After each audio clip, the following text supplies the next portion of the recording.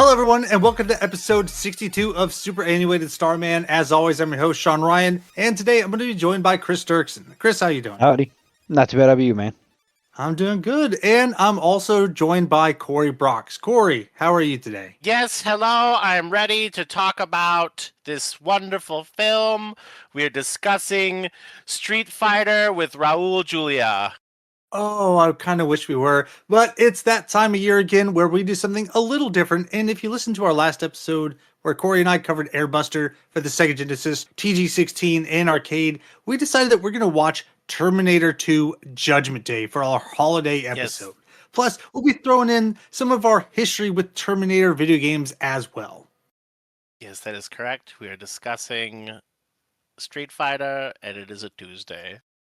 With introductions out of the way, we're going to take a music break, and I've gone through several different Terminator video games to pick out what I feel and what my colleagues feel are the best tracks from those games. So stick around, and when you come back, we'll discuss the history of Terminator 2.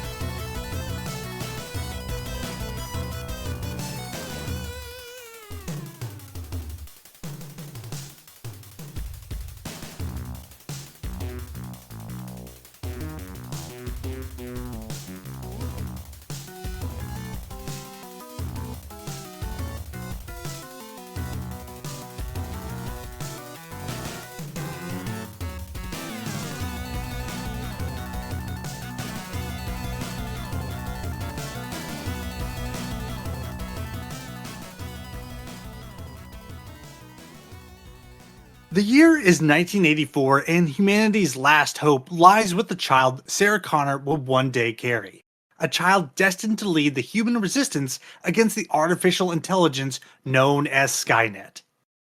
Decades into the future, Kyle Reese, a soldier and close friend of John Connor, is sent back in time to protect Sarah from the Model T-800 cybernetic assassin, better known as the Terminator. His mission is clear: defend her from an unstoppable killing machine determined to eliminate John Connor's mother and prevent the future leader from ever existing.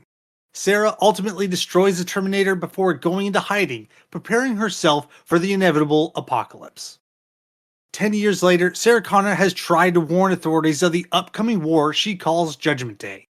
After her claims of killer robots and future wars go unheard, she becomes increasingly militant in her attempts to prevent this horrific future from happening.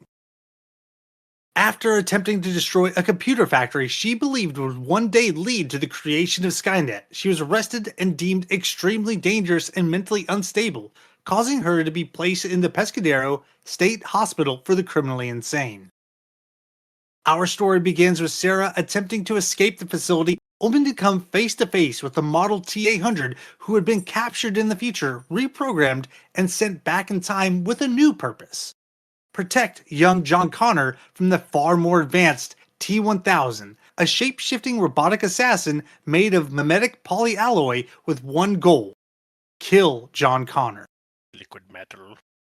Written, produced, and directed by James Cameron, Terminator 2 Judgment Day released in the US on July 3, 1991 and dominated the June-July box office, despite its R rating bringing in $204.8 million, eventually pulling over $500 million worldwide, making it the first film to gross over $300 million outside of US and Canada. And just for fun, here are some of the other notable films that were released around the same time: Robin Hood, Prince of Thieves, Great film. City Slickers, Great film.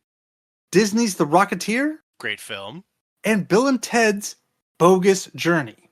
It's a decent film. I still think it's a great film. It's fine. It's the follow-up. It's a sequel. Yeah. This is a sequel, and it turned out to be but amazing. This is a sequel with 18 times the budget. That's true. And this success was due in part to that massive budget that landed them a massive marketing campaign that started roughly 6 months before release, which heavily involved Arnold Schwarzenegger, who played the T-800 Terminator in both films. As far as the budget goes, the original Terminator film was 6 million. And I think you can very much tell that it was 6 million, especially when you get some of the close-up prosthetics of Arnold in the first movie.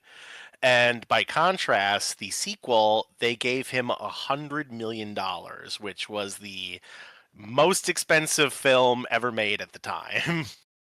And of that 100 million, a huge chunk of it was used to pay Arnold's, at the time, amazing salary at $15 million, which, as Cory said, this is more than twice the original film's budget.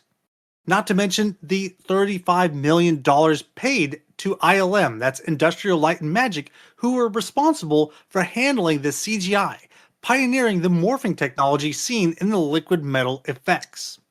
Which was so good. Yeah, they did a great job. And then another thing in budgetary, the stunt team had $1 million budget, which was again the most expensive budget to date for a stunt team.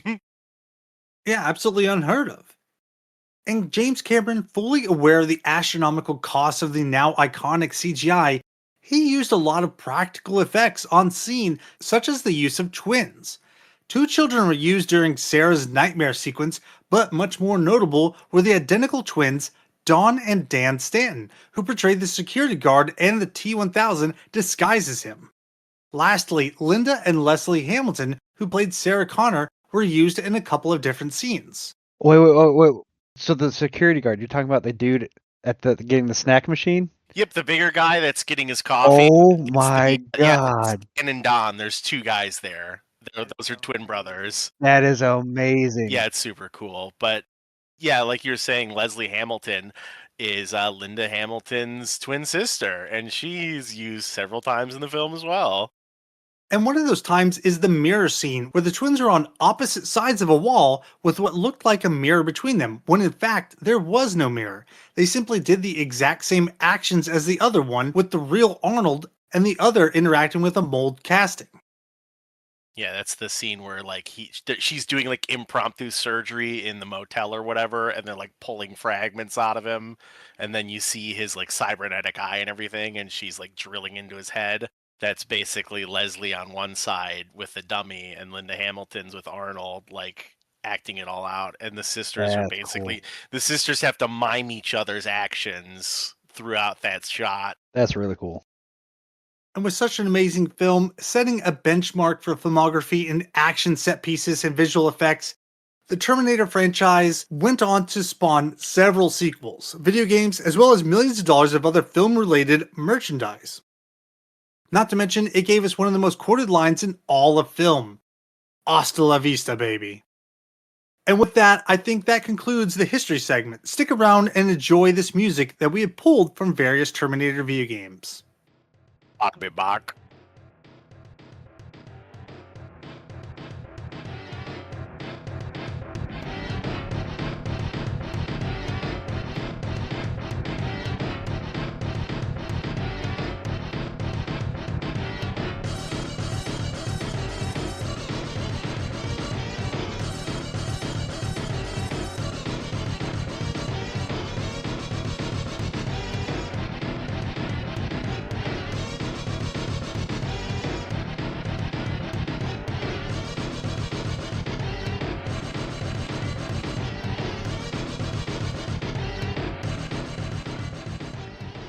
Welcome back, everybody. So we're just going to kind of make a more free-flowing thing here. We're not necessarily going to do what we did before in other episodes and talk about our childhood memories. Instead, we're just going to talk about it as a whole, back then, now, and in between. So, Chris, tell me a little bit about your thoughts on this film. What was it like to watch it back then? What was it like watching it now? Did you own it then? Did you rent? And did you ever play any of the games in the franchise? So I'll admit, I'm a big old puss when it comes to scary stuff. This movie scared the crap out of me when I was a kid. Yeah. Wait, the first one or this one? Because the first one, I think, is more of a horror film. Yes, yeah. The first one, I never saw that one until I was much older. This one I saw, I have no idea how old I was, but I was young. But oh man, the scene where the T-1000 is imitating Sean's mother, foster mother, and has like the John. steel John's, yeah, and it has the steel arm going through the She steps. spikes the foster. Yes, thank you. That has been burned in my brain That's wild. forever. Yep. I want to interrupt you and touch on two things about that scene. Number one, the arm that goes through his mouth, like for that shot, that's an actual prosthetic that they use. That's not CGI. So that's all practical effects. And then number two, his foster mother in that shot. Do you know who that actress is? No. That is a Jeanette Goldstein, who in the movie Aliens is the like buff Hispanic lady Vasquez, and that's when Bill Paxton is like, "Hey Vasquez, you ever been mistaken for a man?" And she's like, "No, have you?" And then she's the one that has like the big giant gun. So like she comes into this role as like the chipper foster mother. Little And suburban housewife. yeah, and she's like the suburban housewife, and she's like the big boss lady that's like trying to murk aliens. Oh my gosh, that's crazy. That and the whole needle finger parts and everything scared the crap. There is a lot of like grim.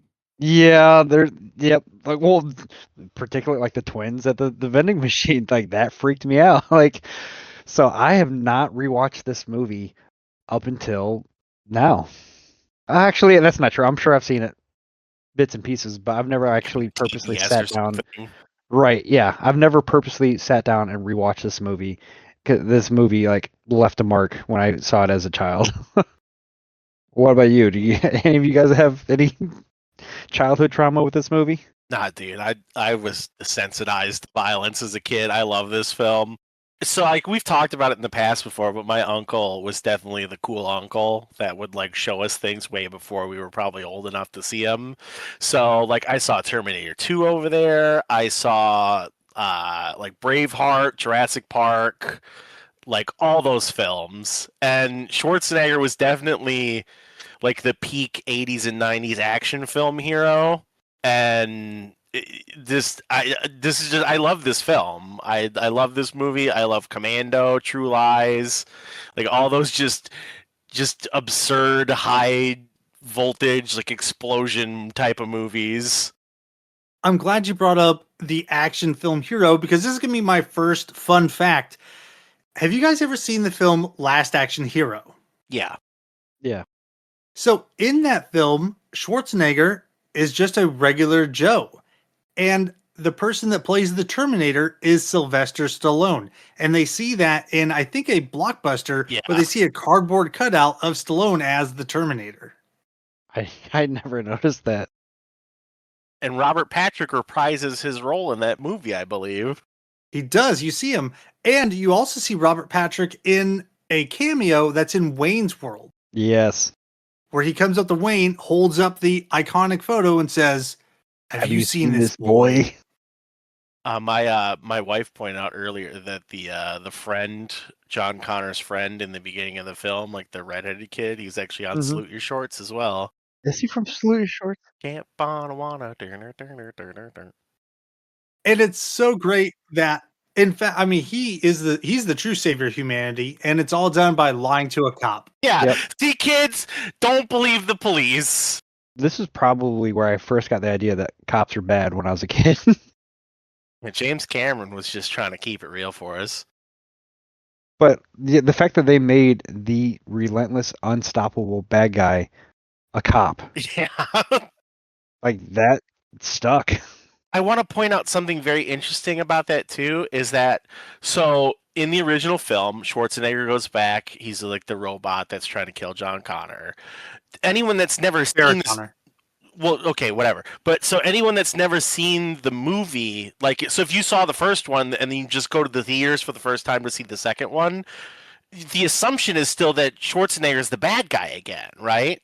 So he comes back, he beats the shit out of all these bikers, and then he goes and he's like stalking John Connor with a shotgun. Well, here comes Robert Patrick, and he knocks out a cop, and he's like posing as a police officer, and it doesn't really do anything violent for the first like 20 minutes of the film. So he kind of looks like he's another guy sent back in time to save John Connor now. And then it gets to the hallway scene where like the guy's got the Pepsi and like the vending machine or whatever, and it looks like the Terminator's about to kill John Connor, and then you find out that like Robert Patrick is actually the bad guy, and it's just such a great like scene setting. Yeah, I never would have appreciated that, but that would have been cool.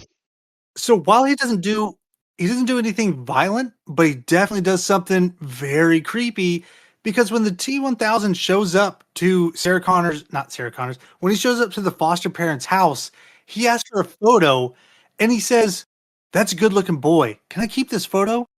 Yeah. And they say yes. Yeah, it's just like okay, he's well. And the thing is, like, I think we're definitely supposed to see that he's like a very unnerving person. But I think like the headcanon is like everyone assumes that he's like trying to find John Connor, he's trying to figure out what he looks like so he can protect him. Whereas like the Terminator's here to murder him. Yeah, I get that, but that's what a weird way. How weird is that? Yeah, it's weird. That's a good looking boy. Can I keep them? He's- You could have said, "Hey, we'd like to have this so that we have it on file and we can show other police officers." yeah, but One also listen, in that it's the interaction 90s. when they're like, "Yeah, that big biker guy on a bike showed up looking for him earlier too." Oh, this has nothing to do with that. I wouldn't worry about that. I wouldn't worry about that. I chuckled about that because I'm like, that is such a weird thing to say. Well, he knows that he's vastly superior. Oh yeah, but just the Right, but like to you said, tell the somebody's parents, framing of it is like, oh, I wouldn't worry about that creepy biker guy hunting your child. there's a giant 6-foot biker guy that showed up on a motorcycle. looking for Oh, your okay, I get what 8-year-old. you're saying now. No, he's not 8. He's probably what, like 12. He's like 13. Yeah, I don't know why I never put that together either. That is kind of weird. it was weird. I chuckled about that. And Cory, you already hit up on it. The Pepsi machine in the hallway. Yeah. What is up with the never-ending product placement in this it film? probably helped fund the $100 million budget we were just discussing. Okay, so I looked it up. I stopped and Googled if there was a partnership, and there absolutely was. And there's even websites out there that specifically call it the greatest Pepsi commercial of all time because of how much it's entrenched in this film. And the thing is it's both very blatant and it's very natural looking as well, because it's not like it's like on a billboard and it zooms into the billboard or whatever. It's part of the scene dressing. It's just the fact is it's like it's all Pepsi. But I mean, it's such a predominant part of the scene dressing that, like, even in that video game, I showed you guys that clip. Even in the video game, they have soda machines Oh yeah. in the hallways in the video, but it's Bitsy Cola and stuff, Pepsi Cola. Well, I think that it is largely natural, with the exception of that scene where the guy's coming around trying to talk to Dyson and he's got his Pepsi can, but the logo is perfectly, displayed for the camera. If it was just obvious that he had a Pepsi can, everybody would put that together in their mind and be like, oh, he's drinking a Pepsi, because we all know what it looks like. I'm sure that was the scene where the like someone on the executives was like, we have to make sure this is in frame. Which is why it's so disappointing. But yeah, that was definitely someone's decision that they're like, all right, well, we're gonna pull 30,000. Who knows how big their budget probably was, gave but him like $1 million to put it in there, or like $500,000. yeah, it's probably absurd. So did you know that they actually, speaking of like cutting stuff, did you know that they almost cut the opening scene with the bikers? Really? I think I read that. What refresh my memory? So Why was basically, that? like it was a budgetary issue where the studio was like it doesn't really add like much action or whatever to the movie, and they were like trying to get Arnold Schwarzenegger to like pressure Cameron to drop it, and he basically said like only a suit would cut this shot. Like I'm not gonna ask him to cut it from the film. I can see that. And another little bit of trivia. So during that scene, apparently someone that was not supposed to be there, just a regular person, came into that bar, saw everything that was going down, saw Arnold Walking around mostly Well, he wasn't naked. He's wearing like yeah. Hawaiian shorts yeah, or something like he that. had shorts on, but like everyone assumes he's naked because they film him from the waist up, basically. Well, when the woman asked like what was going on, he said it was a strip club, which is a nod to the third film where Arnold comes back and where does he first show up? At a strip club. And he takes a stripper's clothes that's dressed like one of the village people that's in all leathers. What? Basically, the end of this film, I just want to get out. Like the continuity is basically like we've saved the timeline, right? Like that's the way Cameron laid it out, where like the future is not preset anymore, and like Yeah. it's like it just bothers me that they continued this franchise. Like he wrapped it up so nicely, and then Fox is like, "We're gonna lose the More rights to that. We money. better make some more money off of it." God damn it! I know I just talked about T3, but I don't really acknowledge anything past 2. I don't either because like like I said, he wrapped it up. Like there's the scene at the end where they're like riding down the highway and Sarah Connor's monologue at the end of the film. Like it's so beautifully done. And Yeah. then it's just like, okay, we're gonna just crap on this franchise now. And the Terminator 3, I will admit, I saw that one in theaters with my friends, and we went, and I was actually scared to go to that one because T2 still scared the crap out of me at that point.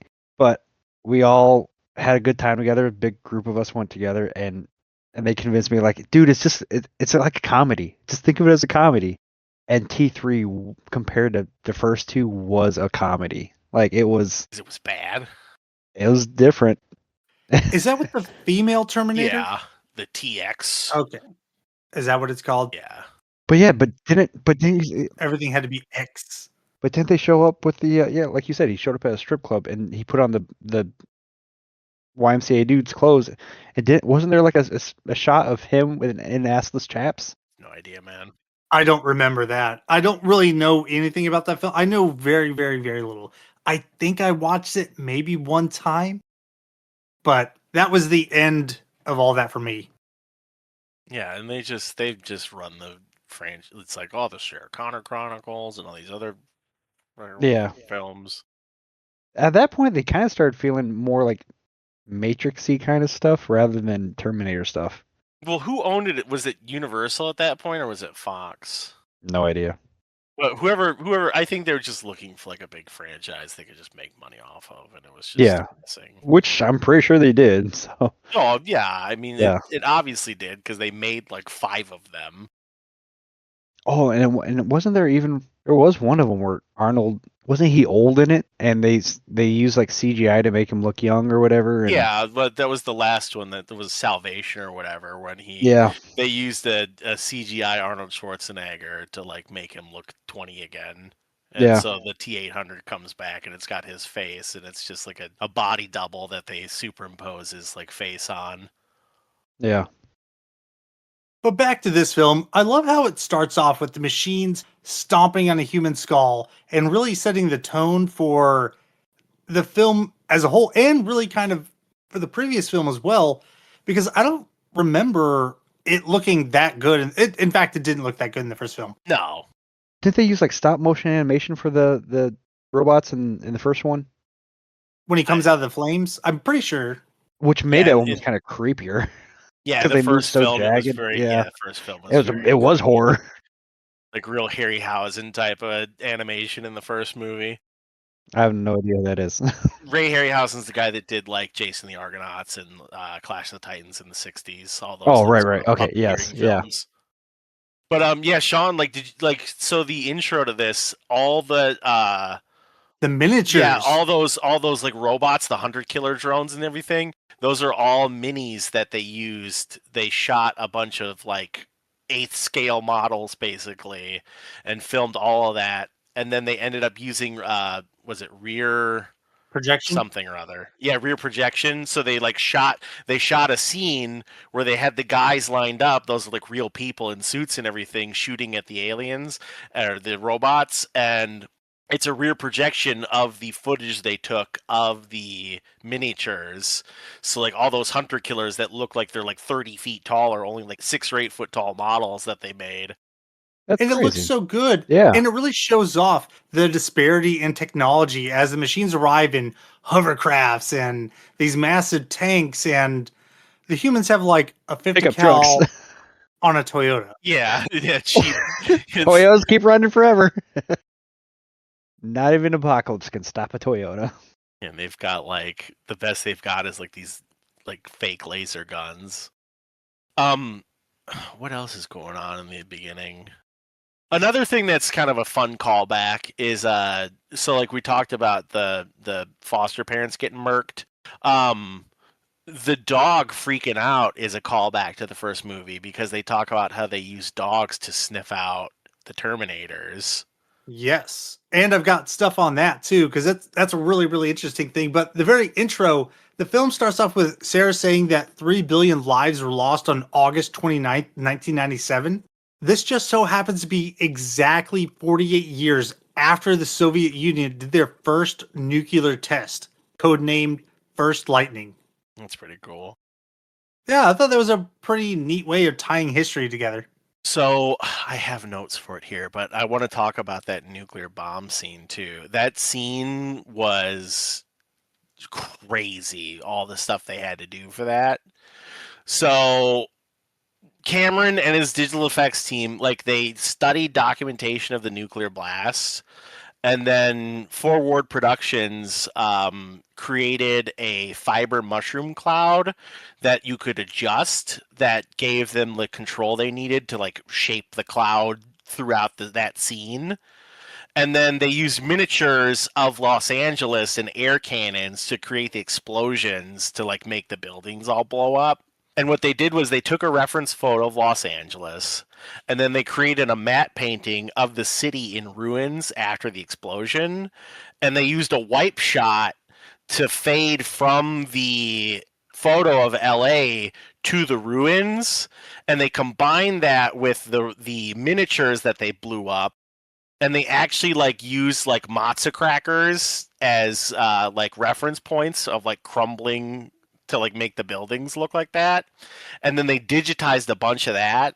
And then they had another miniature in the foreground of like it's like the nice house in the hills basically, like it's in the very foreground of the explosion that gets blown to hell.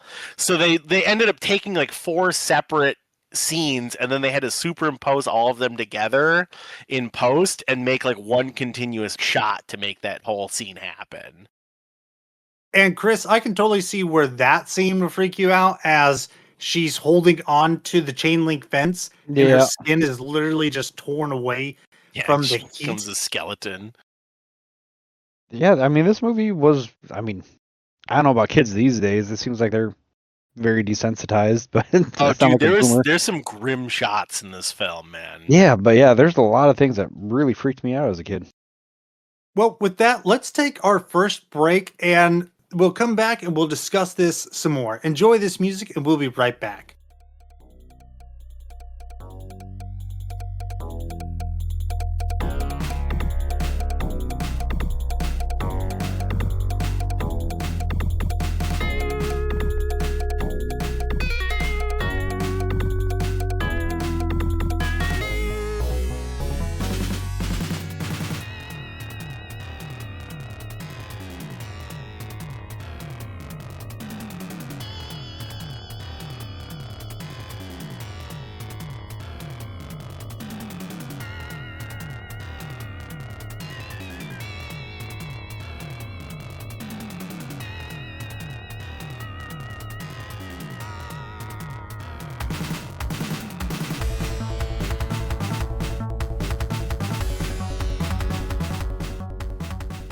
Welcome back, everybody. So I wanted to talk about something about that scene right there. So there's a section where you can see the playground where everything is on fire, and there are four little playground horses that are all burning. And in an interview with James Cameron, allegedly he said that those were to represent the four horsemen of the apocalypse. That's deep. Interesting. Yeah, I'm just going to be sprinkling in all these little trivia bits because I don't really have a That's place fine, or a go way for it. to put any of them, and I don't know where else that's going to come up. But after that, we see kind of the start of the film with John's foster parents, and they come across as not the best, where the mother says something like, "I'm so sick of this little shit," or whatever she says. Well, she's bemoaning the fact that he hasn't like cleaned his room in a month. Yeah. Sure, but I mean, like, his mother was placed in a psychiatric hospital for the criminally insane. Yeah. Later on, when he's talking to Arnold in that little bunker, he kind of talks about what his life was like growing up. And he said that his mother would shack up with people to learn stuff. So it was like a Green Beret that taught her how to shoot, or She's somebody talking else about, that, like his time in Nicaragua. yeah, that kind of stuff. So this kid has gone through a lot of Yeah. trauma here. So, I mean, but that said, they live in a nice house in what looks to be a nice area. And who bought him that dirt bike? I'm sure it was them. Yeah. Well, I mean, he Or does he go ripped on it to off. steal like I $300. was gonna say he probably came across it his own way. Yeah.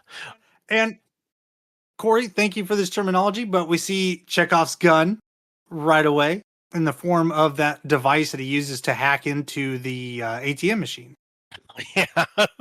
Chekhov's gun? Yeah, it's basically a theater term where basically when something is shown, it's inevitably going to be used by the third act. Yep. Okay. Yep. I want to kind of roll back a little bit though. So like after the nuke scene is when we first get the uh first big like musical score of this movie. And Good stuff. the guy that does this music basically has done nothing else. His name is Brad Fidel or Fidel, I don't know. It's probably Fidel. He did Terminator 1 and he did True Lies, and then he did like Johnny Mnemonic, and like I think he did like Time Cop, the TV series, and he's got like a dozen other credits on IMDb, but they're all like they're all crap.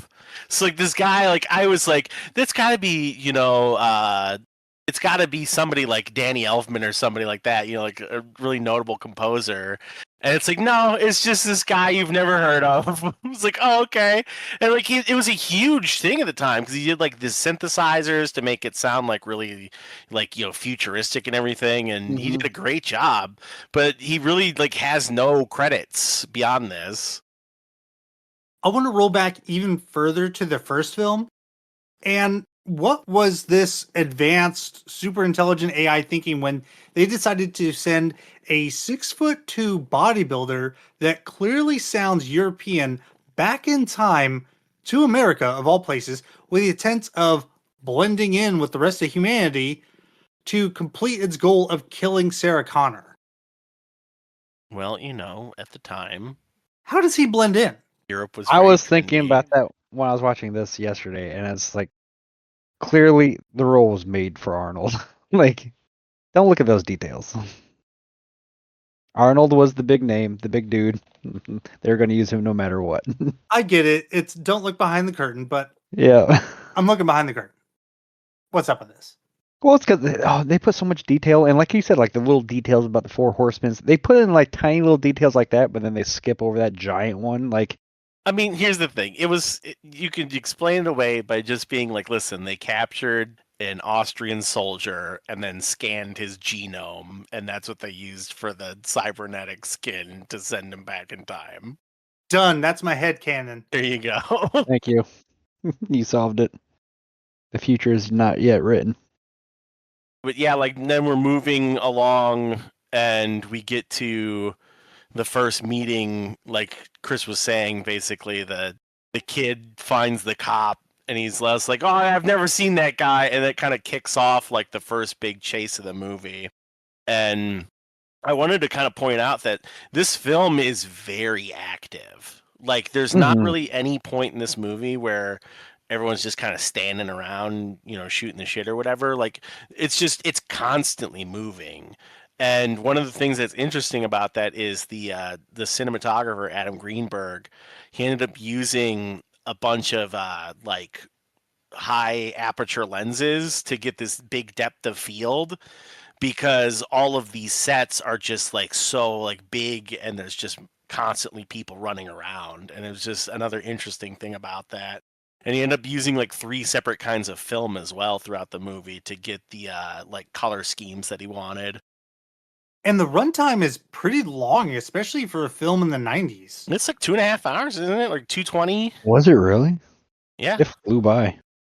So that brings me to a question. I know we're kind of going all over the place, but how did you guys watch this? Because I was going to watch my Netflix. Blu-ray copy, but yeah, I instead bought it off of Amazon Prime Video, whatever their service is called, for like $6 because I had digital credits. But it was the extended special edition, so it added a lot of like cut scenes and everything. So I have a question about that. Is there another scene that makes it longer with like the creepy rapey orderly? Is there stuff that was cut that I'm thinking of?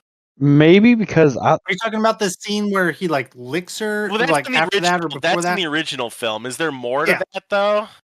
I can't remember. Watching Okay. it now, I haven't watched it in years, so when I'm I was watching the expecting extended more. edition, I wasn't sure if Yeah, because I had seen this I before just or not. I remember more to that scene because he does liquor in the like theatrical film, but like like I said, I own the like cool extended version on DVD, and then I watched it again. I watched it on Netflix this time because I didn't have a Blu-ray player. But so like I was expecting to see more in that scene, and I just didn't see it, and I was trying to remember if there's more in the extended cut version or not.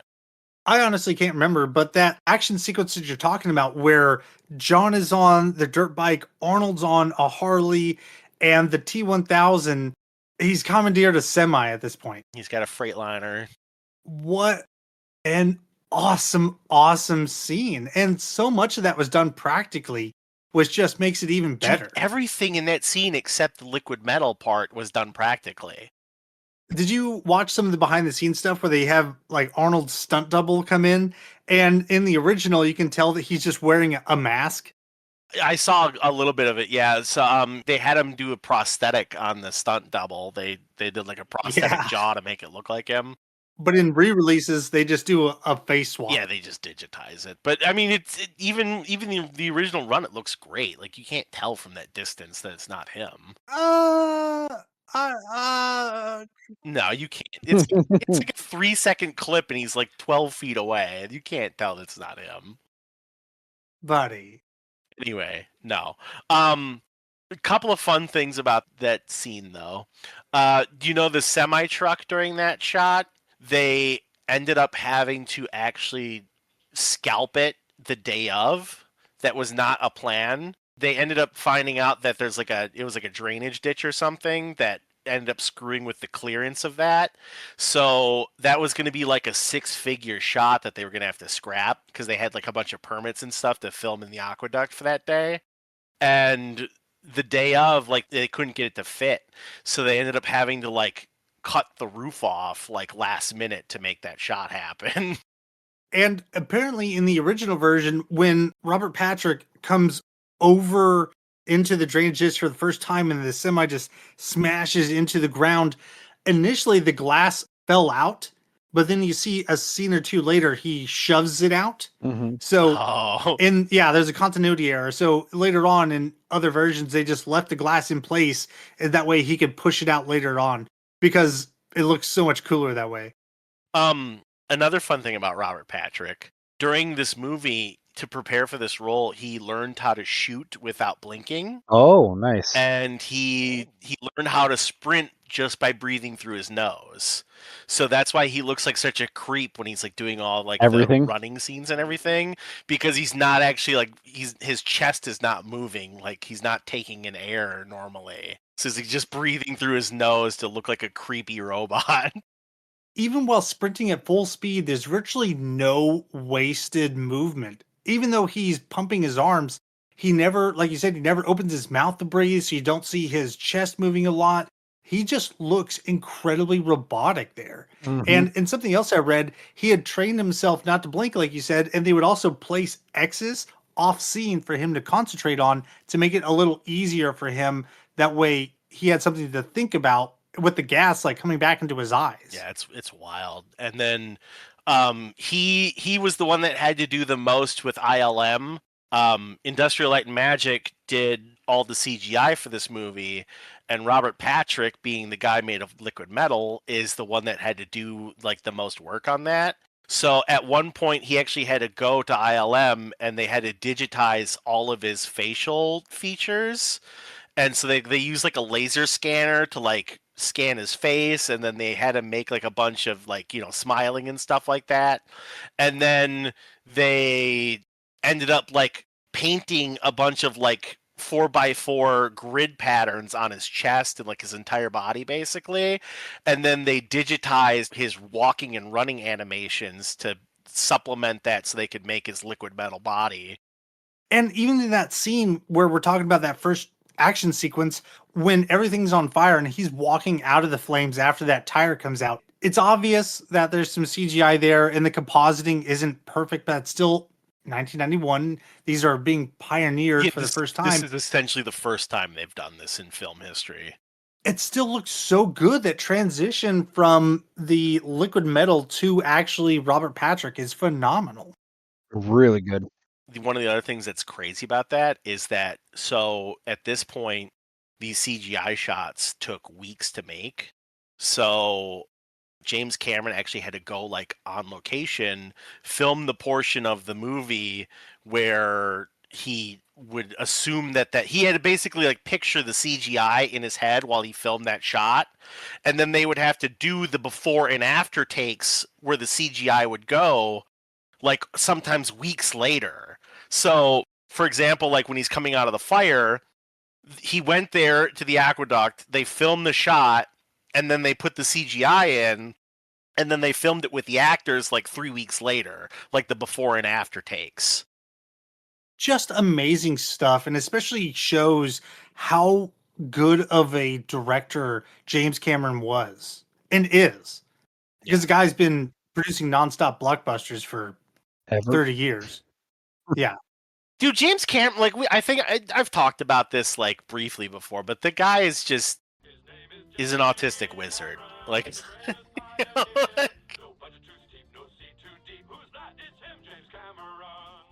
Are you talking about him like getting in a submarine to go see the Titanic? He has like I think he's got like a couple of PhDs at least or something like that, and he like engineered his own submarines to like go down to the Titanic and the Marianas Trench and film like aquatic life and stuff down there.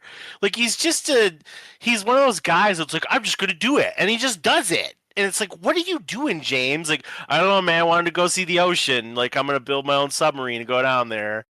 Okay, one last thing about that action sequence. The single-handed shotgun reload It's baller. Yes. is so badass. It's hard to beat that because it was just so awesome to see Arnold doing that flip. Yeah, he cocked a shotgun in his hand. So good. So good. What's the next big sequence after this? After the explosion and the chase, it's getting his mom out, right? Yeah. Yes, like they have a conversation, then they find out the foster parents are dead with the phone call. And then they go and get Linda Hamilton out of the crazy house. Fun fact, that's the only time during that phone call that the two Terminators actually speak to one another, and both of them are pretending to be someone else. That's pretty fun. That's funny. I'm going back in time again. I just want to say that Industrial Light and Magic, the other time that he worked with them, I believe, was The Abyss before this. And The Abyss gave him like proof of concept that he could make something like liquid, because if you've ever seen that movie, it's like this creepy like underwater, it's this underwater alien creature that they're dealing with in this like research station under the ocean. So him shooting that movie, he basically could say like, okay, I've made this film where I've made like this weird underwater creature and it's like a liquid being. It's like proof of concept basically that I can make this liquid metal guy happen. It's just unreal how many like leaps ILM made from the beginning of that company to even today. Hey man, LucasArts did some crazy stuff. And to talk about the escape sequence for Sarah Connor from the psychiatric hospital. It's such an amazing scene because, like you had said, up to this point, like we know now that Arnold is meant to save John Connor, but Sarah still has in her mind that Terminators exist, Doomsday will happen, and she sees Arnold, the T-800, coming down the This hallway with a she shotgun. basically is killed in the past once before already.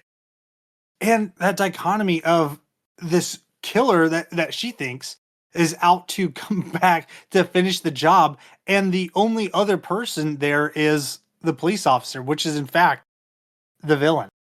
Just the script, even though it's an action film and you could just write it off as, oh, it's just schlocky or whatever, I think it's so Don't think you good can and it write works it on. off because I think that's once again James Cameron's like weird attention to detail where it's like everything's got to make sense. It's it's like we're making a cool blockbuster here, but I'm telling a story.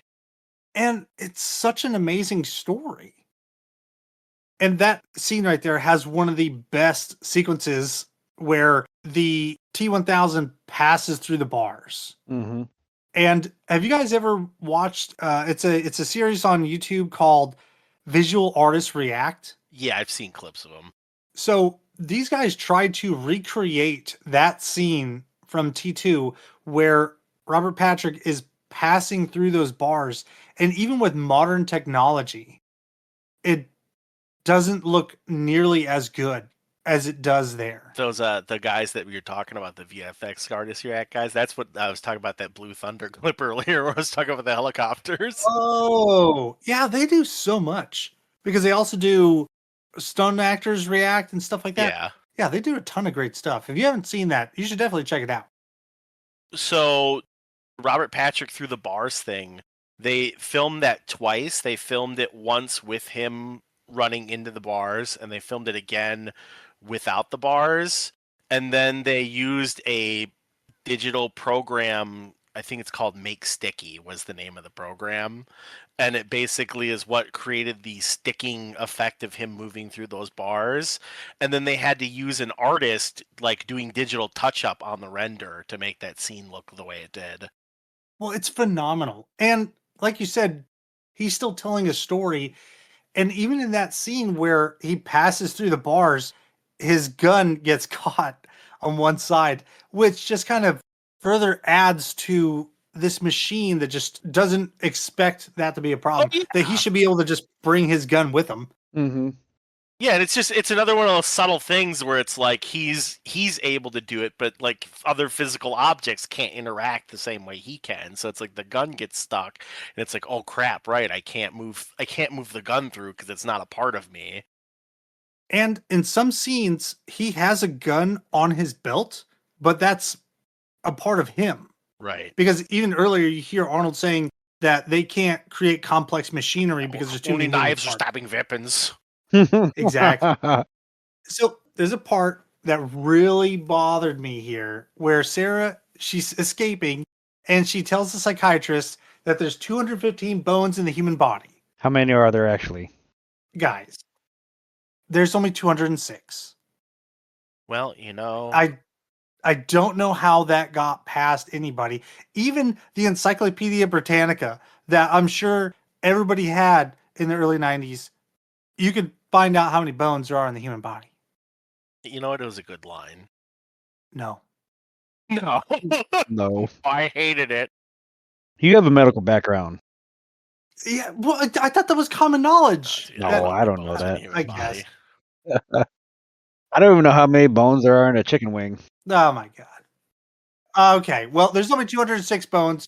Everybody out there. I did like that she pulled the Drano or whatever it Yeah, was. the liquid plumber. And- Yes. And you see his eyes. He's like, what are you going to do with that? What a line. As a kid, I didn't realize what she was doing to it. As an adult, watching the idea of holding him hostage with that needle in his neck, I was like, "Oh my god!" I was like curling my toes watching that whole time, just going, "Ugh." How fucking hardcore is that? Yes. I couldn't tell. Did he actually had the needle The in needle was his neck, in and she his was just neck. ready. Yeah, that's what I The thought. She syringe Yeah. was is ready in to push it in. throat. Yep. God, can you imagine dying that way? Nope. Horribly, yeah. Oh my God. Whew. Okay, so after that, they rescue Sarah Connor, and then there's a scene that really kind of like shows you how withdrawn from humanity Sarah is, because John goes to hug his mother, Sarah, and it looks like she's hugging him back, but in reality, she's checking him for wounds. Yeah, she's Uh-huh. like, looking for bullet holes on him. And then she immediately starts scolding him. She is so mission oriented that humanity is out of her. That couldn't be better said, Chris. And she only sees him as the savior of humanity and not her son. So one of the other fun things I want to touch on about humanity is this is about the point where the transition starts to happen. Andy, I think it's Greenberg or Adam Greenberg. He's the cinematographer. He used a lot of like harsh blue lighting in the original and in this film to kind of highlight the Terminator's like inhuman nature. And you see that up until this point, like it's a lot of night scenes and a lot of like late daytime stuff where every time like Arnold and the T-1000 are kind of shot, it's all in this like creepy, like sterile blue lighting. After you rescue Sarah Connor and they start like driving to was it Enrique or whoever, like where they go to like the like the kind of the weapons locker with the Hispanic dude. It all goes to like a softer orange hue during the daytime hours, and this is when like John Connor's underneath the like truck with Arnold and they're talking and like he's kind of like teaching him about humanity and they're like fixing the truck together, this very like father son moment he's having with his robot buddy. Like everything's kind of shot in this softer orange lighting and it becomes more and more orange as the film progresses, where the like harsh blue lighting is used in the points where he's like being very robotic, and they bring in the orange lighting further on throughout the film as he's becoming like more and more human, to the point like we're at the end of the film, it's like everything is bathed in orange. And that's something I'm going to bring up when we talk about our final thoughts with the contrast of Sarah and the T-800. But there's a scene roughly around this section where you see a couple of kids playing cops and robbers, and they have some super realistic guns at this like gas station rest stop. There's Yeah. no orange markers on those things. No, I forgot how realistic our toys used to Oh be. yeah, dude! Like the whole talk about like kids getting shot by cops in the '90s because they had like toy water guns or whatever. Like we used to have cap guns that looked like old school rifles and stuff, man. Man, things have really changed.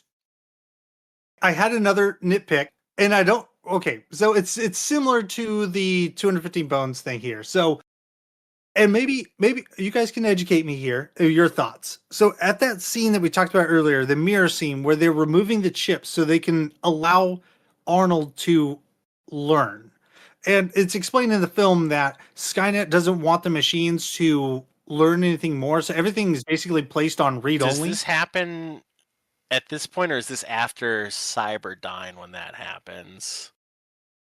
This is before that because they are driving at night. Arnold turns off the lights and they end up in a garage. But is And that before or after like the weapons cache scene? I'm trying to remember. I think that's before. Okay. Yeah, like she's pulling like the bullets and stuff out of him, right? Yeah. Okay, yeah. Yeah. And John holds up his tattered leather jacket and you It's see got all the bullet bullet holes. shots and yeah. So they remove the chip. So Arnold shuts down. And if you watch really, really closely, and I watched this intently like 10 times, getting like right up next to my television. And John like passes the light bar over Arnold's face, and you can watch his eyes constrict, the pupils. You see them constrict. And I thought to myself, we know that his body has living tissue over the metal skeleton. So is the body still alive even while it's powered down? Or is it supposed to be completely shut off? Like I said, it's a nitpick. There's no way that he can stop His physical reaction.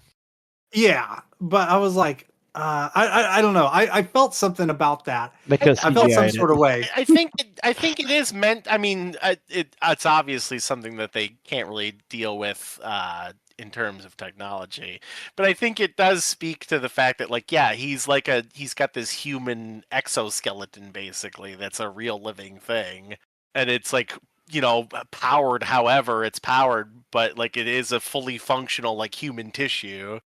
And on that same scene, when they put the chip back in and he comes back online, just like our computers now, where even when you turn them off, there's still something working in the background that's counting down time. In the upper right hand corner, it has a timer for how long he was offline, and it's like a minute and 15 seconds or something similar to that. And Arnold says something like, is everything okay, or is everything all right, or what? I don't remember exactly what he says, Yeah. but it's basically alluding to, like, he knows that there was a lot longer time Yeah, frame there was a where he time was gap. offline. Yeah. So what a great way to show like that attention to detail and really show like that moment that he knows that there was something going on between Sarah and her son about him. I see everything.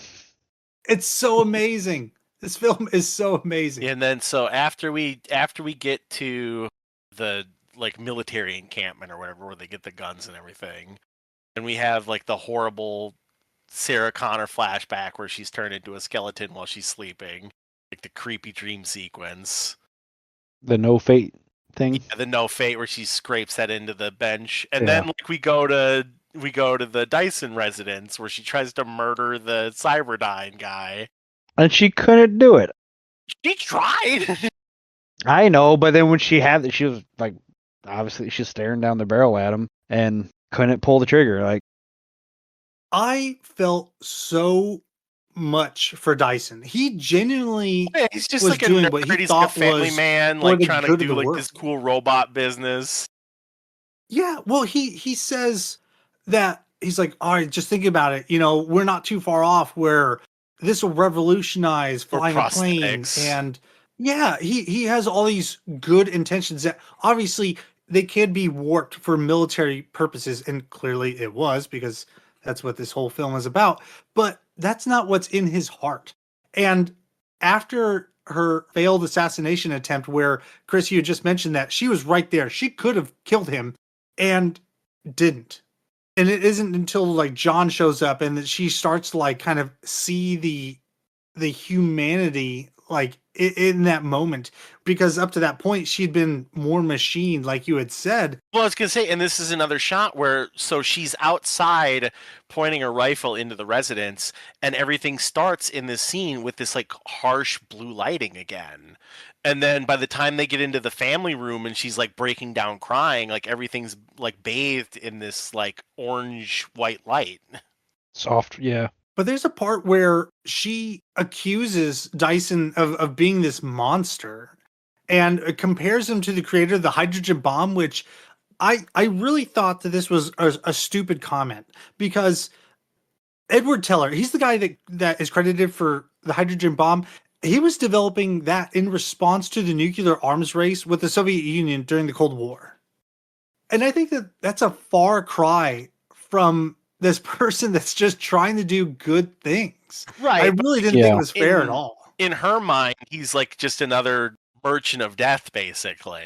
From her point of view, everything is the post-apocalyptic. You're all dead Like already. she's been Like, she's been living this horrible like thought where it's like we're all screwed. Killer robots are going to take over the world. And I get it. She clearly has severe PTSD that is not being addressed in Yeah, therapy. she's not getting therapy. She's in a nut house. well, she was in a house and she's supposed to be getting therapy. Well, you saw how well that worked. But yeah, that was '90s therapy, which is not the. Well, one of her comments to the therapist was, she- "How's your knee?" And he's like, she "Yeah, assaulted me. She Yeah, she stabbed attacked me in me the or did kneecap. something." Silly lady. And clearly, the orderlies aren't doing a great job either, because we see, yeah, the rapey orderly that like licks her face. yeah, man. Another thing is, so I did find further confirmation. The role of I think it's Miles Dyson. Denzel Washington was originally approached to do that role, and he turned it down because he thought that the character was like too cowardly, and so they ended up cutting a lot of the scenes where he was originally in. And I think Joe Morton is the guy. He's the actor that ended up doing it in the final shooting. I think he did a great job. Like he's a very like human, family man kind of guy, and he's just like kind of horrified by like what he's being told. And like you said, he's just this very like altruistic, like, oh yeah, we're gonna make everything better. We're gonna make like our lives better. It's gonna be great. I got like, plans for aviation and robotics and like, cool robot arms. And then it's like, no, you're gonna kill humanity. Like, oh no. And to prove how good he is, when he realizes there's no going back, he's totally on board for destroying what would be his greatest achievement in life. And sacrificing Yep. himself in the process. Well, I don't think he planned that. Well, no, but like he ends up self-sacrifice. He ends up killing himself to like take out this thing that he sees as like, oh, this is what I was spent the last like decade of my life on, and now I see how monstrous it is. Like I'm gonna get rid of it. But also in that little self-sacrifice thing, like he's like, I don't know how much longer I can hold this. Up until his last breath, he was still trying to help them out, giving them as much time to get away as possible before he dropped that thing. Oh yeah, but they got murked.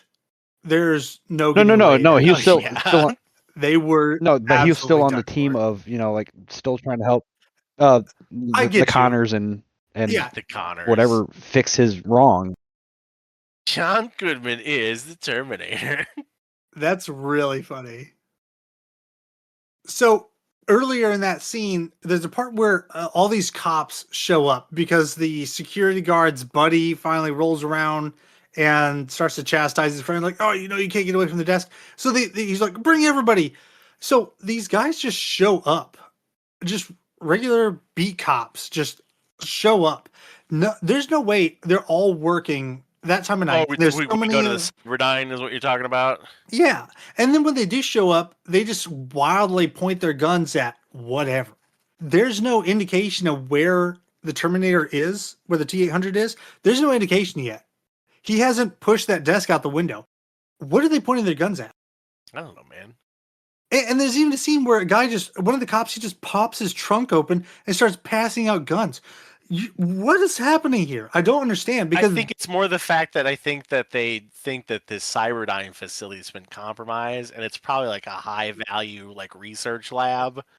And at that point, they knew, hey, this was the guy that killed all these cops in '84.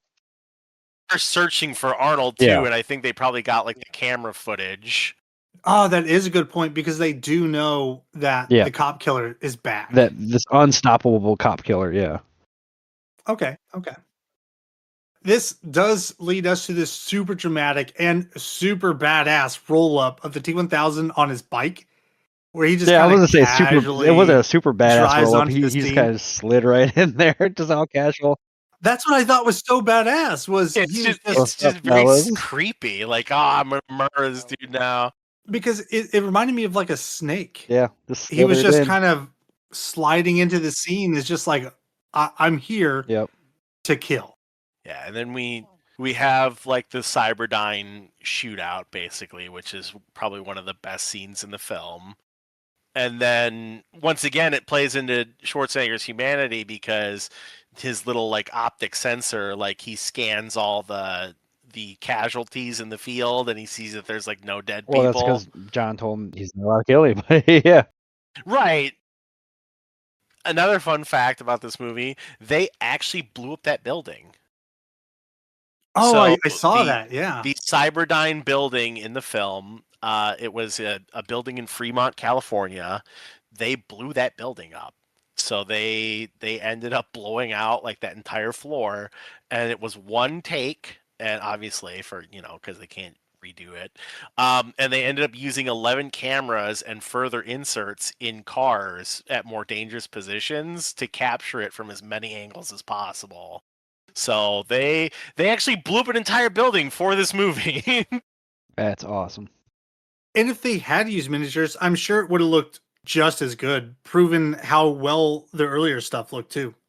Oh yeah, but like it just crazy, man. Like what they did for this film. I also like the part where the T-1000, as he's getting from the ground floor up to where Arnold and the Connors, thank you, Chris, where the Connors are, he actually drives the bike up Yeah, the stairwell. dude, that was one thing I was watching. I'm like, this dude runs faster than a horse on foot, and yet he's taking the time to take a motorcycle up there.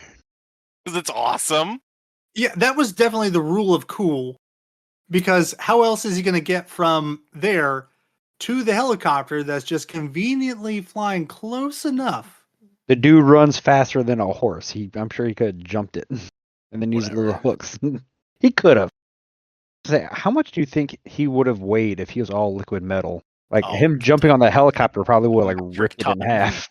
But it's like a they explain it's like a polymer alloy then, so it's probably like some future space metal that weighs like a third of titanium or something. We didn't even talk about the fact that like at one point back when we're getting Sarah out of the mental institution, the T-1000's chasing him and he puts the hooks into the back of the squad car Yeah. and then he shoots his hand off, he shoots the hook off. And then, like, there's that chunk of metal hanging in the trunk that's, like, rattling. And John reaches back there and throws it out. And then the T-1000 comes stalking up to it. And it, like, back into his shoe. Like, that's just the coolest thing. Mm-hmm. Such amazing stuff. And I think that's going to be another part where we can take another break. And when we come back, we'll talk about the end of the film and our final thoughts.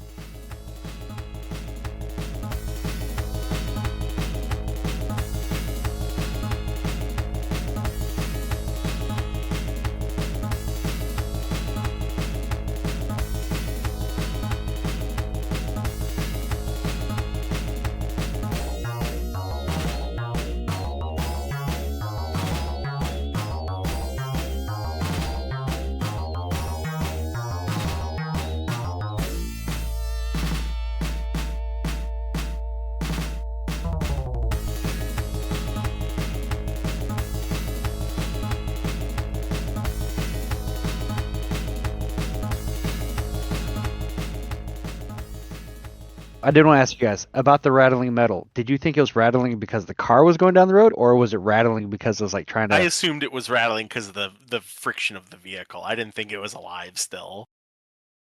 Okay. For sure.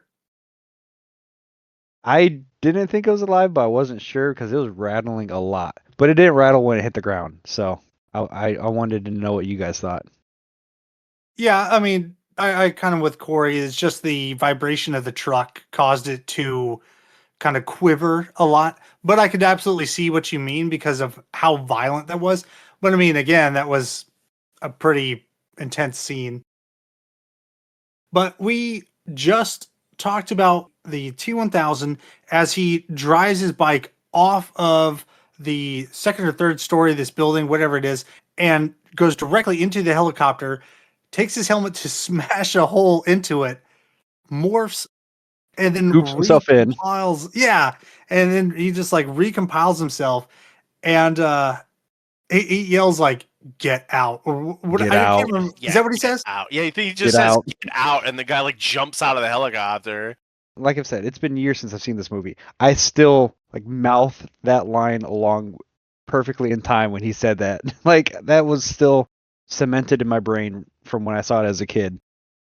And also how surprising it is because he seems super eager to stab people with his body parts every other time, and this guy is just like, get out. You know, I think he just didn't want to have to deal with the corpse in the helicopter. I think that Yeah, would have done yeah. something for him. So this leads to one of the coolest action sequences of all time. And this is where the T-1000 is now flying the helicopter, chasing after Arnold, John, and Sarah Connor in the SWAT car. And the SWAT van. The what? The SWAT van. Sean said a SWAT car, but yeah, it's like that big. It's the SWAT truck, whatever. What did I say? SWAT car. Sure, it's a SWAT van. It's the van, yeah. So this is helicopter scene, right? Yeah. So there's a bunch of crazy things about this shot. Number one, that is a real helicopter. That is not a prop. That is an actual helicopter that they use in this film. The scene where it goes under the bridge, I was going to ask about that. that is a real pilot flying that under the bridge. How did he fly that thing under the bridge with no angle? They put it on rollers, and they did a test roll underneath it, and they ended up finding out that they have 5 feet of clearance above and below the helicopter to get it through the bridge. And then the pilot was a military pilot named Charles Tamburo, who flew the helicopter. It's a Bell Jet Ranger, and he flew it underneath at 60 knots, which is about 70 miles per hour. And they got that underneath the bridge in one take. I thought you were about to say that pilot was a betting man, and he said, I bet you I could do that. I bet you I could do that on first try. Oh yeah, he's crazy. Yeah, he's a stunt guy. It's like he's been in Hollywood doing this. But the people that filmed that shot was actually the camera driver in the car and James Cameron himself, because the film crew refused to do that take. I was about They to were say, like, can you imagine? I would be more scared like, being. yeah. Yeah. The film crew was like, "There's no way we're doing this." So James Cameron himself had to film that shot.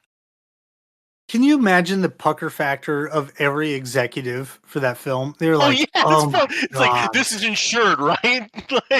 Like that man's about to die. And then so after they got the scene of the chopper going under the bridge to do that, they ended up hanging the helicopter from a crane when they filmed of it advancing on the SWAT truck and ultimately slamming into the back of the vehicle. And during that scene, if you slow it down, this is something I saw in one of the behind the scenes things. You can see that the T-1000 grows an extra arm so that he can shoot, reload, and pilot the helicopter simultaneously.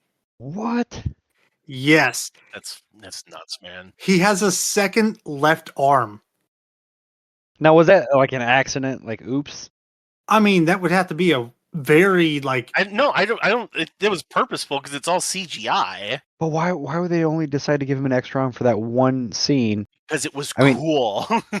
I mean, like, why didn't they give him extra arms the whole time? He could have been like just flying around. what? Like He's not blending in. Oh, right. On top of it, Arnold Schwarzenegger does say he has to do things of equivalent size. So I bet he had to give up like a leg or something to get a third arm. And since he's seated, like he didn't have to worry about that. Yeah, he only has so much mass. So yeah, that would make perfect sense. Oh my gosh! I just googled the 3-arm thing. It's real. And what happened? Yeah, he's got one hand on the joystick and 2 on the gun. I wasn't playing around there. That scene just is so good, and it really like shows like with what you're saying, Corey, like how far James Cameron was willing to go for his vision. Oh yeah, like he really thought out everything. From there, he hijacked the T-1000, hijacks a truck full of liquid nitrogen that Another he great continued. scene. Yeah, it's just like you said. There's no downtime in this film. I think the slowest part that there is that scene where they show up at Enrique's trailer or whatever. Yeah, he's it having is. the very human moment where they're like fixing the car together, basically. Yeah, that's like the only time that things like really slow down at all in this entire film, because now he has hijacked this liquid nitrogen and they're still trying to get away from him. But I think that it's kind of like almost he's a machine, but it's just almost fervor that the T-1000 has. Like he feels that like he has to do it now before they get away permanently. Oh yeah, like I mean, like even during the hijacking of the truck, it's just so casual where the guy gets out of the truck and he's like, "Are you all right?" And like Robert Patrick just walks up on him, doesn't say a word, stabs him in the chest, and then just climbs into the vehicle like without missing a beat. Like there's no stopping of motion throughout that entire like interaction. And that scene where the tanker gets flipped up on its side and the liquid nitrogen just kind of bursts everywhere. I still think that these effects, where the T1000 is freezing and getting frozen with each step, are some of the best practical effects of all time. It's amazing. They used an actor that was an amputee to do some of those scenes where you see that Oh my gosh, that's amazing. where he's breaking off his legs as he's walking forward. This film is just it's hard to believe that this came out in 1991. For real. The practical effects make it look, to me, it makes it look even more realistic rather than even today's CGI. Like, that's incredible. I don't know. I don't think this is a hot take or anything, but it always looks better when they just actually blow stuff up. Like, Yeah. computers have never gotten to be the point where it's like, yeah, this looks great. Like, no, dude, just blow something up. Like, it always looks better when it's real. And you're always going to get a better reaction from your actors. Oh yeah, that too. Like, you're actually having real people like having facial Reacting. actions that you're not going to see like from a camera.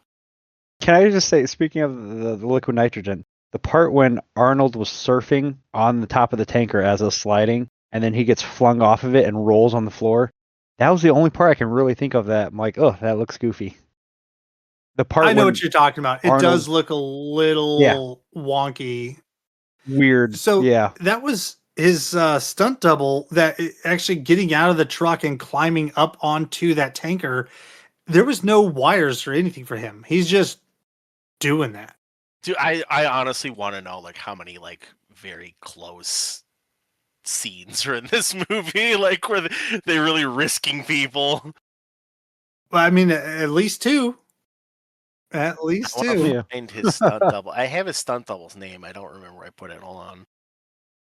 And Corey, I know that you're going to bring up some really interesting facts about the factory that they're about to enter. Am I?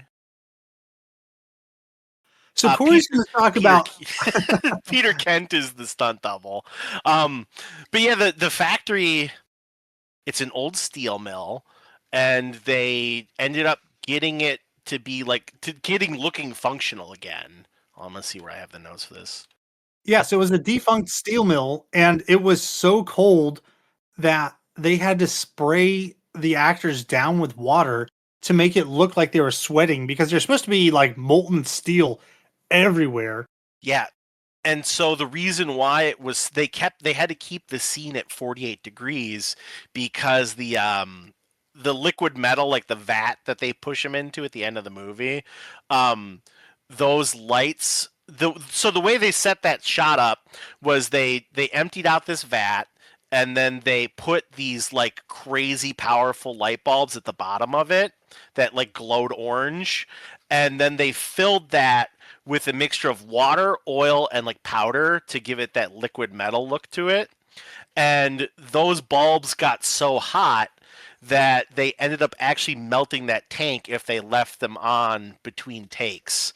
So they had to keep shutting that off during the like when they weren't filming to make sure that that wouldn't overheat and melt the tank that it was in. But one of the reasons why it was so cold was because they had to keep it at 48 degrees on set to prevent that from overheating early. So they ended up having to like spray the actors down with water to make it look like they were sweating in this steel mill because it was actually like 50 degrees on set. From a safety point of view, think about the actor that had to, because he, spoiler alert, he was in that water flopping around. Oh yeah, like, Could you imagine? Could you imagine being told, go jump in this pool that has lights in there that could fry you in a second? These lights are so hot, it's going to melt the tank, but go jump in there. Like, yeah, I guess like I said that water like ended up getting to like being the point where it was melting the plastic of the tank. Yeah, okay, there's three. So the Kaiser Steel Mill is now a part of the Auto Club Speedway, which is formerly the California Speedway, which functions as the California Steel Industries. So it's both a entertainment and heavy industry site now, with most of the original plant that's been repurposed or completely demolished. That's really cool. I want to go back a little bit though, because I forgot to mention something. So the chase scene with the helicopter and the truck and everything. Did you know that that is a 5 mile stretch of highway that they actually lit themselves? And they had to actually borrow power cords from other production studios because Cameron wanted to make it a continuous shot. And so they ended up taking 2 weeks to set that up, and they used these like gigantic Musco lights and 100-foot Condor construction cranes with like HMIs on them, which are like these big gas discharge lamps to make everything glow. So they actually like set up this huge line along the highway to actually light that all at night to make that scene come out. Could you imagine that being your job? Being like one of I'm the light. the I'm dudes the on rigger hand. for the Yeah, just light scene. for spending 2 weeks just running electrical Dude, cords. well, so Andy, or is it not? I keep saying Andy, but it's Adam Greenberg. He was the cinematographer. He actually mentions at one point in an interview that on other sets he used to just yell at crew members like, hey, get over there and do this and do this and this. And he said he couldn't do that on Judgment Day because there were so many people working on this that they actually used like 180 Motorola walkie talkies for this film. So he had to like keep using walkie talkies to get a hold of people because everything was so like huge production, everything was Spread scattered out. everywhere. Yeah. Man, I can't say it. I can't say it enough. It's so good. So we're in the steel mill. We're gearing up for the final confrontation, and the formerly frozen T1000 is starting to come back to his liquid metal form. Also great effects for that. Absolutely. And it all just kind of pools back together. But because of this, he's now suffering glitches. And in the extended version, you see that he has difficulty mimicking colors and patterns and textures correctly, because there's a part where Robert Patrick is walking by and he grabs a hold of a like a safety rail Yeah, that it's got has this the yellow and the black yellow and thing, black right? stripes. Yeah. And now it's that the yellow and black is going up his arm and in his hand to show that he's now like glitching out. I really wish I had seen the. I didn't notice that at all. Yeah, well, that was in the extended one. You probably didn't see it because it wasn't on Netflix. But But even in the regular, like, was he glitching and stuff? no. It was like one of the extended scenes that was cut. Oh, But like, I really wish I had my version because it's such a cool shot. but that would explain, because the part when he had what's the mom's name? Sarah. Sarah. Yeah. When he had his finger through her shoulder and he's like, "Call out to your Yeah, son." call for John. Call. Yeah. I'm like, why doesn't he just impersonate her? Like, how come he's just not doing the voice trick? Maybe that's why. Okay, so yeah, he's driving this spike through his shoulder and he says, call it to John. And he can obviously mimic her and her voice, but there's a couple of things about this that one is the possibility that he can't mimic things correctly. And we know that that's eventually his downfall, because you see John confronted by the fake Sarah Connor, the T1000, and then you see the real Sarah Connor behind him. And John knows that that's not his mother because he looks down at her feet, and his feet are like a part of the grid. Boss walk. Yeah, the catwalk. Yeah. I didn't notice that either. What? Yeah, I think that might be part of the extended again. Yeah. So Oh. his feet, like the lower like part of his legs, even are now like almost completely like meshed with the catwalk or whatever it is. So that's one theory, is that he knows that he can't correctly do it, but there's some fan speculation based off of another deleted scene. This is namely after where the T1000 kills John's foster parents, and Arnold hangs up after the T1000 gets the dog's name wrong. Wolfie. Also, mini trivia here: Wolfie was the name of James Cameron's dog from years ago. And that dog was used on the set of the original Terminator as one of the guard dogs. Correct. So in this deleted scene, the T1000 goes out to the dog's kennel and he kills the dog. And he rips the collar off and looks at the name, right? Yes, and he sees that the name is Max. And now he knows why John, quote unquote, which is really the T800, hung up on him, because he got the answer wrong. So this fan theory is that he keeps her alive because John might ask her questions that he can't answer. That's fair. Without knowing that he was glitching, that's why I figured he didn't do it. I figured she would sound more authentic, or they might have some code word or something that only they would recognize. I mean, not only that, but he might just be keeping her alive just so he can make sure that he gets both of them in the same, like, like I gotta take out mother and son. Yeah, there's a lot of different layers to it. If he kills her, like, he might just bolt, because he's got no skin in the game anymore. Because she's better as a hostage, basically. Oh, I didn't even think of the hostage aspect of it. Yeah, there's a couple reasons. Yeah, it's just unbelievable. This came out 30 years ago. Yeah, dude, it's wild, man. It's really held up amazingly well. Super well. John recognizes that the T-1000 is not his mother. Sarah shoots the T-1000, and we see Arnold coming up over a gear because prior to this, there was the final showdown between the T-800 and the superior T-1000, and the T-1000 wrecks Arnold. Yeah, Absolutely wrecks him. Jesus out of him, takes his legs off in the press. Just crushes him and literally drives a stake through his body. But there's this part where Arnold's arm gets caught in the gears, and we know that they don't go back for that arm. The only arm that they throw into the liquid metal is the one from Cyberdyne, as well as the chip. Yeah, I think they just assumed it was crushed.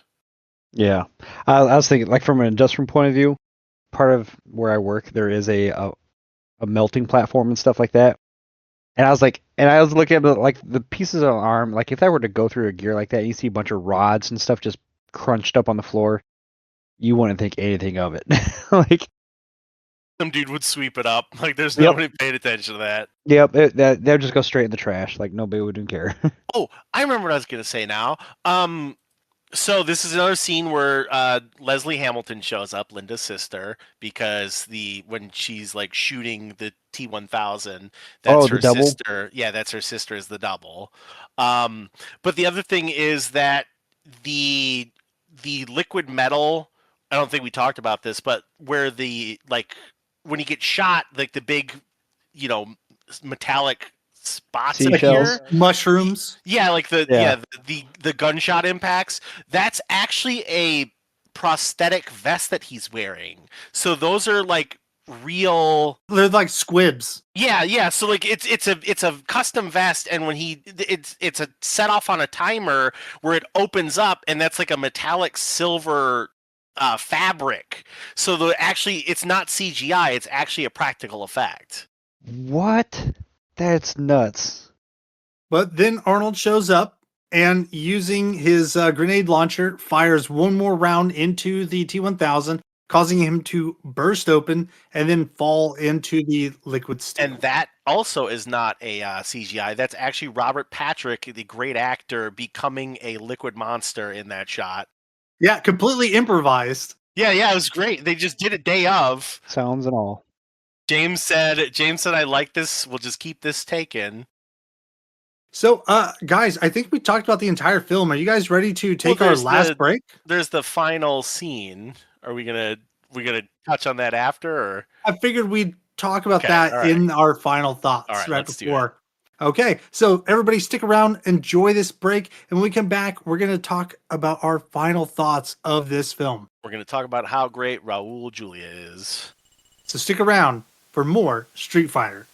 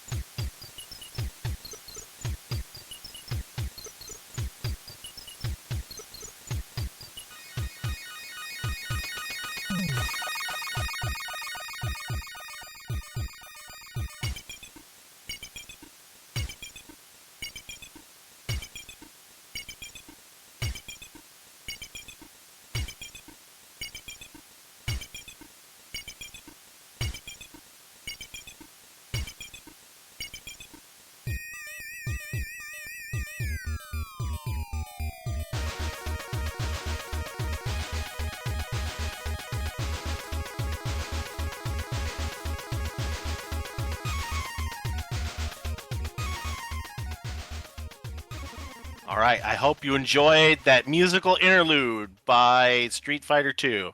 We're back with our final thoughts on this great film. And this is kind of the last scene where now at the steel mill, Schwarzenegger is a battered wreck and he's like half metal at this point.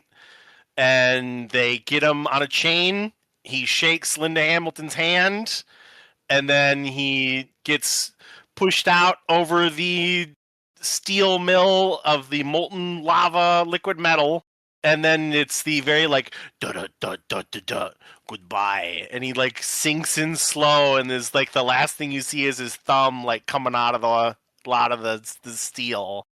And he says, "Chill out, wad." I don't think he says that. Da-da-da, da-da-da. Dun, dun, dun, dun, dun, dun, dun, dun, dun. It's just so good. So, Cory, what are your final thoughts on this film, just as a whole? The theme of the film, if you can find one, I'm sure that you've got something in there. I mean, like, there's a couple of things I think Jim was pushing here. It's kind of the warning us against military-industrial complex for one, and like kind of technology being easily corrupted against us. And I think it's just a great film. Like it's a good sci-fi, it's a great action film. It's got a lot of like real human elements in it, and it's just a great story. And then we kind of close on the highway flying by with Sarah Connor like telling us that the future is like finally unknown again, and we don't have to worry about like this horrible future of machines killing us anymore. And then that was destroyed when they made a third one. Just ruined. Absolutely ruined. I don't acknowledge anything beyond. No, I don't either, because like I just don't understand how they brought it back. But because it's literally bookending with Sarah Connor being like, the future is unknown again. We have no idea what lies ahead of us, and everything. I have is a like, sense of hope. Yeah, like I have hope for humanity again, and it's like dun dun dun dun dun dun. Do you have anything else you wanted to add? It's a really good film, and Edward Furlong was going through puberty during the film, and it was very funny to me because I didn't bring it up at all during this conversation, but at one point in the beginning of this shooting, he was 2 inches shorter than his stunt double, and by the end of it, he was taller than his stunt double, so they actually had to like at some scenes near the end, they had to dig holes for him to stand next to Linda Hamilton, so he did not look as tall as he actually was next to her. That's funny. That guy has had a rough life. So yeah, go for it. All right, hold on. I got to double check this thing for a second. All right, well, he's checking that. Chris, you want to talk about your final thoughts? I don't know. I think we pretty much talked about everything. I don't really have anything to sum it up besides like, yeah, I was really impressed with how well it held up. So here's a not fun fact about Edward Furlong. Oh no. Well, it's kind of funny now, but it's kind of sad at the time. So he was probably in his 20s at this point, and my wife was working at a Meijer in Cincinnati, Ohio, and he came in and he was intoxicated in some way, whether it was drugs or alcohol, I don't know. But he ended up going to the lobster tank and pulling out live lobsters and waving them around at the Meijer. Thanks. There's a fun fact about Edward Furlong spiraling in his early years. Oh, I think he's clean now, which I think he's really been so. for some time. He's done a couple of bit roles again. Has he? I think he's Oh. yeah. It's nothing you would know. It's a bunch of garbage, but it's like some independent stuff. Yeah, wasn't he just some kid plucked off the street for this role? Out of an arcade. Well, he was a runaway at the time. Like when they found him for this film, he was like living with his aunt and uncle. But yeah, my wife just found a old news article about it. I guess him and his friend had a few beers and were attempting to free the lobsters from the tanks. A few beers. Yeah. I've used that line. I think everyone has. Chris, was there anything else you wanted to say? No, I've never had lobster before. It's overrated. With that, I've got a lot to talk about. I think the bait and switch, the T-800 being the good guy after watching him royally destroy those guys in the bar, and the general assumption that this film is now about the T-800 coming back to finish the job. And this time he's got help in the form of a cop. It's just so great. But instead, they pull the rug under us, and he's the hero of the film after being the villain in the last one. It's so good. Did you know that Schwarzenegger originally was very concerned about not killing people as the Terminator, and James Cameron had to explain like the whole thought process behind that before he got Schwarzenegger on board to do the sequel? Yes, and one of my favorite exchanges was after John discovers that the Terminator has to obey him, when he acts like a cocky little shit to these guys Yeah, that it are makes him like stand on genuinely one leg or whatever, and Dude, then beat the guy and yeah. stuff. So these guys come to help because he's literally screaming for help. The Terminator starts Yeah. kicking the dog shit out of these guys, and he's gonna shoot one of them when John says, "Jesus, you were gonna kill that guy." And And Arnold, he basically told me to. yeah, Arnold replies, he's like, "Of course, I'm a Terminator." Brilliant writing, and I mean, I'm only kind of being an ass when I say that, but it's just, of course, I'm a Terminator. Yeah, of course he's gonna kill this guy. That's his job. That's his name. Primary function. Exactly. And we talked about it a lot, but it's really from there that we have this very interesting contrast about the ongoing humanizing of the T-800 and watching Sarah Connor become more cold and more machine-like. And breaking several times throughout. Exactly. We see her kind of go back and forth from being this cold, uncaring machine, for lack of a better word, to the person, to the human that we saw in the first film. And it's kind of culminates with the T-800 saying, "I know now why you cry," which I think it might kind of come across as hokey to some, but I thought it was a great way to show the possibility of these machines that are allowed to continue to learn if it wasn't for Skynet literally hamstringing them. Oh yeah, like there's clearly like this evil robot overlord that just created a bunch of murder bots. And we were just talking about that scene where the T-1000 is thrashing in the steel. I didn't really like that scene because he's like screaming and why would he scream and why would he scream? And why is he in Yeah. like pain?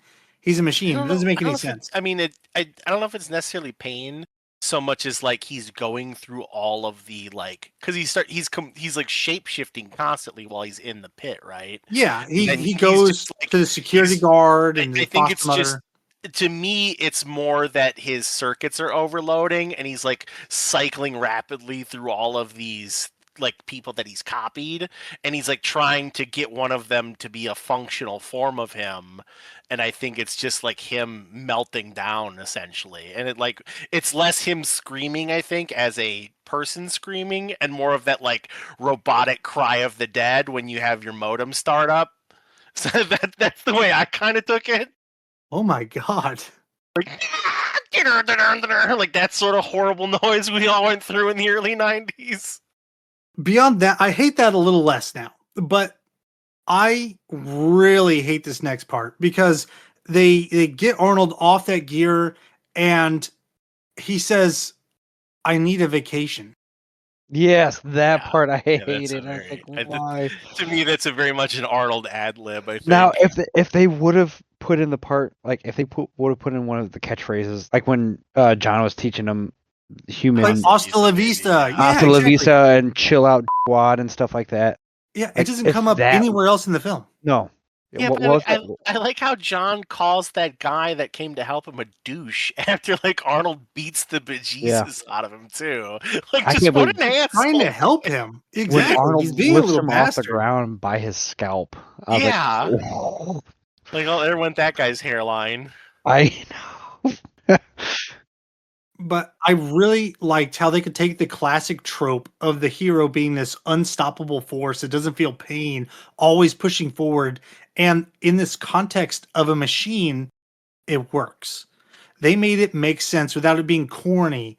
And I really wish I could watch the film again for the first time with my more mature outlook on life and everything. This film is so great. Cory, thank you for making me watch this again and really analyzing the film. Yeah, I mean, I also haven't seen it in a few years. It's kind of one of those things I go back to every once in a while when I'm looking for something a little more no mind. But like it just all of James Cameron's work, or at least a lot of his earlier work, like it's just all very well thought out stuff. I think he kind of went off the deep end when he started doing Avatar, but Yeah, I'm not a big fan.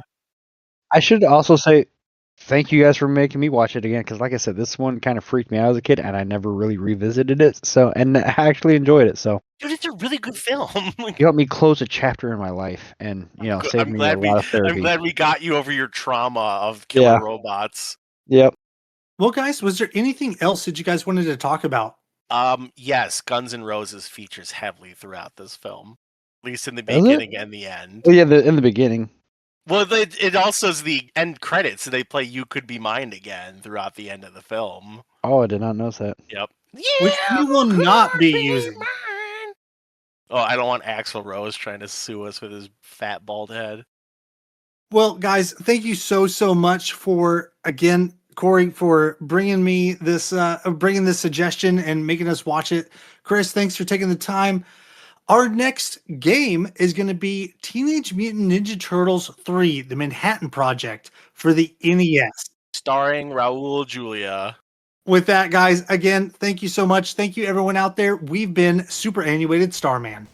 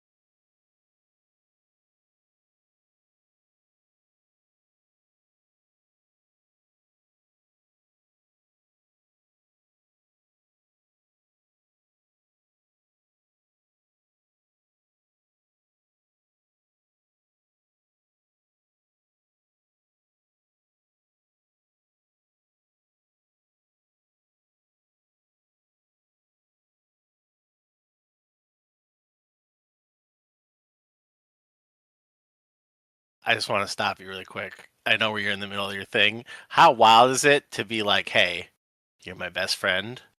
I'm going to send you back in time to become my father. But he doesn't know that. No, but he kind of does, though. Well, does he? Well, like, I don't know. I mean, like, so time loop. Kind of know. Like, I think Sarah Connor would probably tell her, like, what her kid's dad's name is at some point. I don't know. Maybe she never discusses it with him. And you gotta think like he would know it from the childhood memories he had from doing it. Like, But he doesn't know who his dad is because, like, Kyle Reese, like, dies or disappears Right. or whatever at the end of the film. So, like, he's never met the man. I also want to point out that he shows up, he just kind of like falls to the ground. The first thing he does is he robs a homeless man and puts on that homeless guy's pants. He doesn't take a shower, and she still him. Yeah, it's wild, isn't it? In a seedy motel, no less. He cannot smell good. Well, and what were they doing up until that point? Running around. Yeah, fucking I mean that's sweaty. swamp ass. Wait! I never even thought about the fact they were in a hotel. They could have showered first, but they didn't. Because they're Gross. gross.